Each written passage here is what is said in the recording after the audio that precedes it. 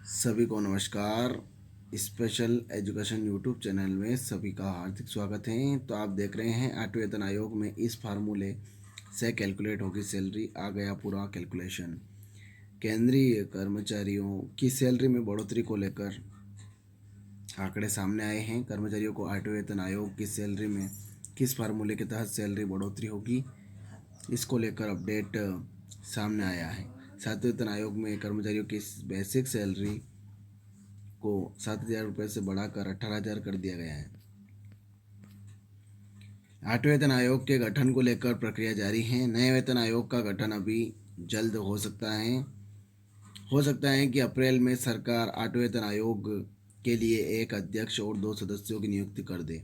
इसके बाद नए वेतन आयोग की सिफारिशें 2026 में लागू होने की संभावना है। नए वेतन आयोग में केंद्र सरकार के कर्मचारियों की न्यूनतम वेतन बहुत बढ़ जाएगी।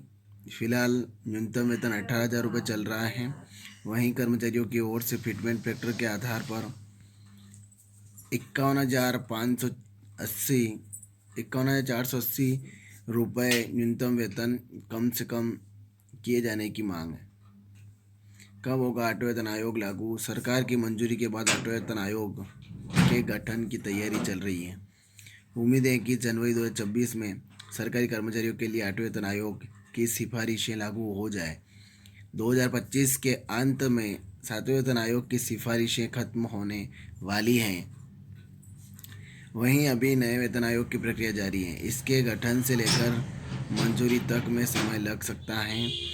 हो सकता है कि अप्रैल 2026 में नए वेतन आयोग की घोषणा की जाए और इसे प्रभावी जनवरी 2026 से ही माना जाए। कर्मचारियों की सैलरी में होगी बम्पर बढ़ोतरी। वेतन आयोग की सिफारिशें लागू होने से केंद्रीय कर्मचारियों के वेतन में वृद्धि होगी। यह वेतन बढ़ोतरी बढ़ती महंगाई से राहत दिलाने वाली होगी। वेतन वृद्धि होने से कर्मचारियों को अपने जीवन यापन के खर्चों को मैनेज करने में सहायता मिलेगी। 1 करोड़ से ज़्यादा केंद्रीय कर्मचारियों और पेंशनर को सबसे पहले इसका लाभ मिलेगा। इसके बाद सिफारिशें राज्यों में काम करेगी।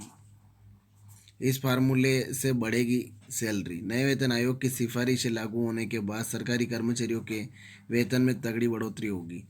इससे कर्मचारियों को आर्थिक सुरक्षा मिलेगी। केंद्रीय वेतन आयोग के प्रस्ताव का लाभ सारी वित्तीय नीतियों को प्रभावित करेगा। आठवें वेतन आयोग में फिटमेंट वेक्टर के फार्मूले से ही वेतन में बढ़ोतरी होगी। कर्मचारियों ने 2.86 के फिटमेंट फैक्टर की सिफारिश की है। इससे कर्मचारियों की न्यूनतम बेसिक सैलरी 18,000 से बढ़कर 51,480 रुपये हो सकती है। इस तरह समझें कैलकुलेशन। वेतन आयोग में फिटमेंट फैक्टर एक गुणांक होता है। इसमें नई बेसिक सैलरी तय करने के वर्तमान बेसिक सैलरी को फिटमेंट फैक्टर से गुणा किया जाता है। अगर 2.86 फिटमेंट फैक्टर होता है तो मूल वेतन 20,000 रुपये है, तो यह 2.86 गुणा बढ़कर 57,200 रुपये मिलेगा। न्यूनतम बेसिक सैलरी पर ही अन्य भत्ते भी निर्भर करेंगे। 65 लाख कर्मचारियों की बढ़ेगी पेंशन। नए वेतन आयोग में सेवानिवृत्त कर्मचारियों की सैलरी में भी बम्पर बढ़ोतरी होगी। कर्मचारियों की न्यूनतम पेंशन 9,000 रुपये से बढ़कर 25,740 रुपये हो जाएगी। पेंशन की गणना भी फिटमेंट फैक्टर के आधार पर ही तय होगी। फिटमेंट फैक्टर पर आधारित होगा सैलरी बढ़ोतरी का प्रतिशत। केंद्रीय कर्मचारियों की सैलरी में बढ़ोतरी के लिए फिटमेंट फैक्टर बहुत मायने रखता है। अगर 2.86 का फिटमेंट फैक्टर होता है तो मूल वेतन में 186% की बढ़ोतरी होगी। वहीं फिटमेंट फैक्टर 2.0 तय किया जाता है तो सैलरी में वृद्धि 100% की होगी। यानी न्यूनतम बेसिक सैलरी 9,000 रुपये से बढ़कर 18,000 रुपये हो जाएगी।